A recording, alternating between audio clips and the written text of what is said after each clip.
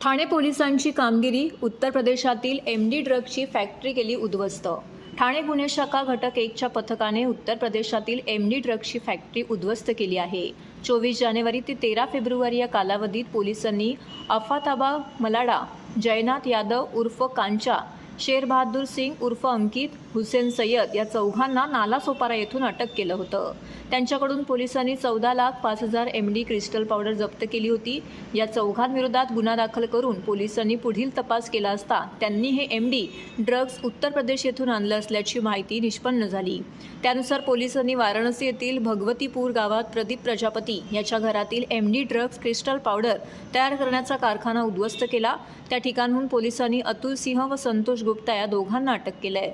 ठाणे पोलिसांनी उत्तर प्रदेशातील फॅक्टरीतून 2,64,50,000 रुपये किमतीचे 2,645 kilogram MD crystal powder, MD बनवण्यासाठी लागणारे रासायनिक द्रवपदार्थ व साधन सामुग्री असा एकूण 27,87,17,902 रुपयांचा मुद्देमाल जप्त केला आहे।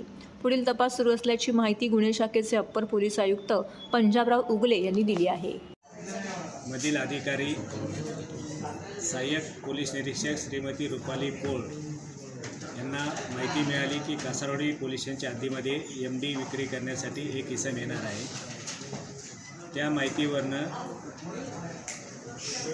आरोपी याला पकडण्यात आलं। त्याच्या ताब्यात 15 ग्रॅमचा एमडी मुद्देमाल मिळाला आणि त्यानुसार 24 जानेवारी 24 रोजी कासारवाडी पोलीस स्टेशनला गुन्हा दाखल करण्यात आला। या गुन्ह्याचा तपास करत असताना जो काय बॅक ट्रॅकिंग करावं लागते का यांना कोण कोण माल देतं, कुठून देतं, त्या अनुषंगाने तपास केला असता अजून 3 आरोपीला यामध्ये अटक करण्यात आली आणि अशा प्रकारे या 4 आरोपीकडनं 481 ग्रॅम वजनाचा मुद्देमाल हस्तगत करण्यात आला। हे अटक आरोपींकडे तपास करत असताना त्यांना जो सप्लाय करणारा आरोपी आहे मोनू नावाचा, तो हा उत्तर प्रदेश येथून माल बनवून महाराष्ट्रामध्ये या आरोपितांना सप्लाय करतो। ही जी माहिती मिळाली त्या माहितीच्या आधारे आणि काही टेक्निकल पृथक्करण केल्यानंतर असं लक्षात आलं की वाराणसीमधील एक भगवतीपूर म्हणून नावाचं गाव आहे। या गावामध्ये या मोनू नावाच्या आरोपीचा एमडी बनवण्याचा कारखाना आहे। त्या अनुषंगाने ठाणे पोलिसांनी STF वाराणसी यांची मदत घेतली।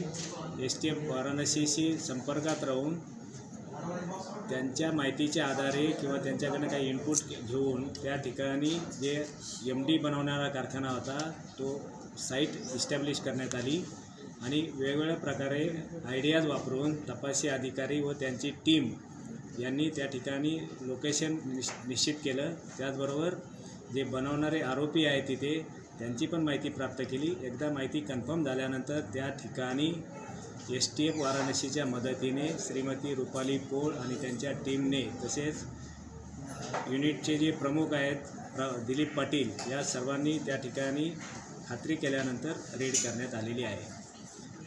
ही रेड केल्यानंतर त्या ठिकाणी एमडी बनवण्यासाठी ज्या काही केमिकल्स लागतात ते सर्व केमिकल्स मिळालेले आहेत।